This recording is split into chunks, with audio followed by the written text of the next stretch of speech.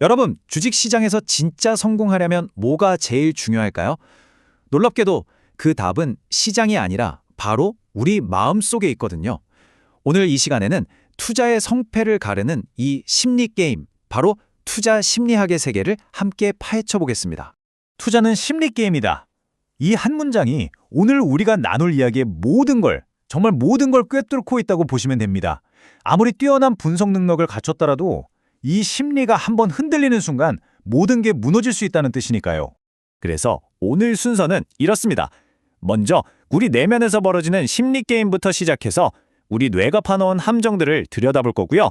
그 다음엔 시장 전체 분위기를 읽는 법, 그리고 마지막으로 이 모든 걸 이겨낼 수 있는 여러분만의 필승 전략까지 차근차근 알아보도록 하죠. 자, 그럼 첫 번째 이야기, 우리 내면의 게임부터 시작해 볼까요? 아니, 왜 그렇게 신중하게 고른 최고의 종목도 감정 때문에 망치는 걸까요? 그 이유요, 바로 우리 뇌가 스스로 파놓은 함정들 때문입니다. 지금부터가 정말 중요한데요. 거의 모든 투자자가 성공으로 가는 길목에서 딱 마주치는, 그래서 반드시 알아야만 하는 4가지 심리적인 덫에 대해서 하나씩 파헤쳐 보겠습니다. 자, 첫 번째 함정은 바로 손실 회피 편향입니다. 이게 뭐냐면요, 똑같은 돈이라도 이익을 봤을 때 느끼는 기쁨보다 손실을 봤을 때 느끼는 고통을 훨씬 더 크게 느낀다는 거예요. 바로 이것 때문에 수익이 조금만 나도 빨리 팔아야지 하고 팔아버리고, 손실난 주식은 에이, 언젠가는 오르겠지 하면서 미련하게 끝까지 붙들고 있는 실수를 하게 되는 거죠. 이게 그냥 기분 탓이 아니고요, 과학적으로 증명된 사실입니다. 실제로 100만 원을 벌었을 때 기쁨보다 똑같은 100만 원을 잃었을 때 고통이 무려 2배나 더 강력하다고 해요. 와, 이 감정의 불균형이 바로 이 녀석이 우리를 비이성적인 투자자로 만드는 진짜 주범인 셈입니다. 두 번째 함정, 이건 정말 많이 들어보셨을 거예요. 바로 포모, FOMO입니다. 나만 소외되는 거 아니야? 나만 돈 못 버는 거 아니야? 하는 이 불안감 때문에 그냥 충동적으로 결정을 내려버리는 거죠. 그래서 어떻게 되냐고요? 이미 오를 대로 올라서 저 꼭대기에 있는 주식을 그냥 남들이 사니까 덩달아 덜컥 사버리는, 우리가 흔히 말하는 추격 매수의 늪에 풍덩 빠지게 되는 겁니다. 세 번째는 확증 편향입니다. 이것도 정말 무서운 건데요. 일단 내가 어떤 주식이 좋다고 딱 믿어버리면 그 믿음을 지지해주는 긍정적인 정보만 계속 찾아다니는 거예요. 반대로 이거 위험하다는 경고 신호는 애써 무시하거나 아니야, 이건 다른 얘기야 하면서 합리화해버리는 습관이죠. 객관적인 시각을 완전히 흐리게 만드는 아주 위험한 함정입니다. 확증 편향이 실제로 어떻게 작동하는지 한번 볼까요? 바로 이런 식입니다. 우리는 막 긍정적인 뉴스, 장밋빛 전망, 매수 추천 보고서 이런 것들에만 눈길을 주게 되죠. 그러면서 동시에 부정적인 소식이나 하락을 경고하는 분석 같은 건 마치 투명인간 취급하듯 외면해버립니다. 이러니 균형 잡힌 시각을 완전히 잃어버릴 수밖에 없는 거죠. 자, 마지막 네 번째 함정입니다. 과잉 자신감. 특히 시장이 막 오르는 상승장에서 우연히 몇 번 돈을 번 걸 가지고 와, 나 진짜 투자 천재인가 봐 하고 착각하는 거예요. 이 근거 없는 자신감은 결국 어떻게 되냐면요, 무리하게 빚까지 내서 투자하게 만들고 결국 하락장에 딱 왔을 때 정말 치명적인 타격을 입게 만드는 거죠. 자, 지금까지는 우리 개인의 마음속을 들여다봤죠? 이제 시야를 확 넓혀서 시장 전체를 한번 보겠습니다. 방금 이야기한 이런 개인의 심리적인 편향들이 수백만, 수천만 투자자에게서 동시에 나타난다고 상상해보세요. 그럼 이게 바로 예측 가능한 시장의 패턴, 거대한 흐름을 만들어내게 됩니다.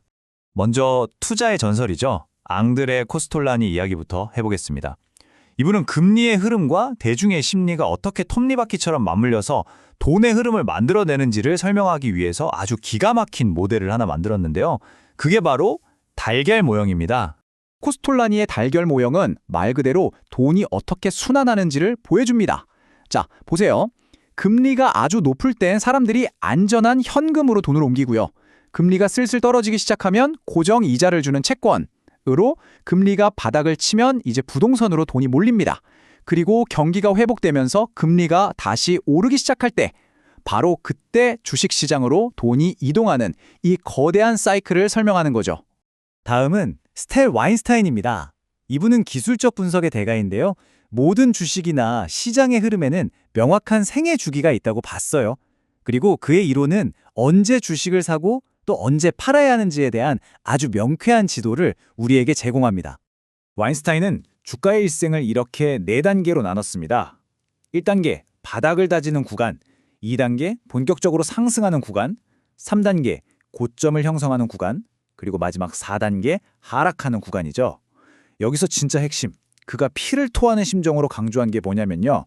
개인 투자자는 오직 2단계 상승 국면 초입에서만 매수해야 한다는 겁니다. 다른 때는 쳐다보지도 말라는 거죠. 이번엔 또 다른 전설적인 이론가 랠프 넬슨 엘리어트를 만나볼까요? 그의 파동 이론은요. 시장의 움직임이 겉보기엔 막 혼란스럽고 무질서해 보여도 사실은 그 안에 반복되는 패턴이 숨어 있다고 설명합니다. 엘리어트 파동 이론의 핵심은 아주 간단합니다. 바로 상승 5파, 하락 3파 구조예요. 시장은 주된 추세 방향으로 5개의 파동을 그리면서 쫙 올라간 다음에 3개의 조정 파동을 겪는다는 거죠. 이 리드미컬한 패턴, 이게 뭐 다른 게 아니라 바로 투자 대중의 집단 심리가 만들어내는 하나의 예술작품 같은 겁니다. 자, 마지막으로 현대 기술적 분석의 아버지라고 불리는 분이죠. 찰스 다우입니다. 우리가 매일 보는 월스트리트 저널의 창립자이기도 한데요. 이분이 바로 시장 추세에 대한 가장 기본적인 이론을 정립했습니다. 다오 이론에 따르면 강세장, 그러니까 상승 추세는 뚜렷하게 구분되는 3가지 심리적 단계를 거칩니다. 첫 번째는 소수의 정말 똑똑한 투자자들이 조용히 사 모으는 매집 단계.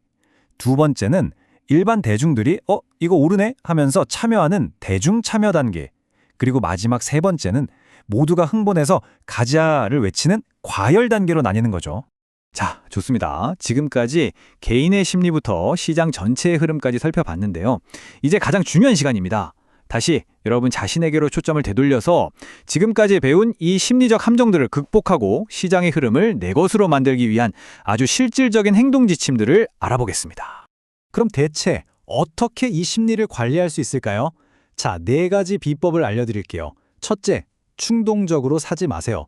매수 버튼을 누르기 전에 명확한 원칙부터 세우는 겁니다. 둘째, 매매 일지를 꼭 쓰세요. 내가 어떤 감정 때문에 실수를 했는지 복귀하는 것만큼 좋은 공부가 없습니다. 셋째, 하루 종일 시세창만 쳐다보는 습관에서 좀 벗어나세요. 시장과 건강한 거리를 두는 게 정말 중요합니다. 마지막으로 언제나 포트폴리오의 일부는 현금으로 가지고 계세요. 이게 심리적인 안정감도 주고 또 새로운 기회가 왔을 때 총알이 되어줄 겁니다. 오늘 이야기의 가장 중요한 결론, 딱 한 문장으로 요약해 드릴게요. 투자의 목표는 시장을 이기는 게 아닙니다. 바로 자기 자신을 통제하고 다스리는 겁니다. 이 자기훈련이야말로 성공적인 투자의 가장 단단하고 흔들리지 않는 초석이 되는 거죠. 투자의 신 워런 버핏의 이 말보다 오늘 내용을 더 완벽하게 요약할 수는 없을 것 같습니다. 투자의 성공은 IQ와 상관없습니다. 정말로 필요한 건 다른 사람들을 공경에 빠뜨리는 그 충동을 제어할 수 있는 기질입니다.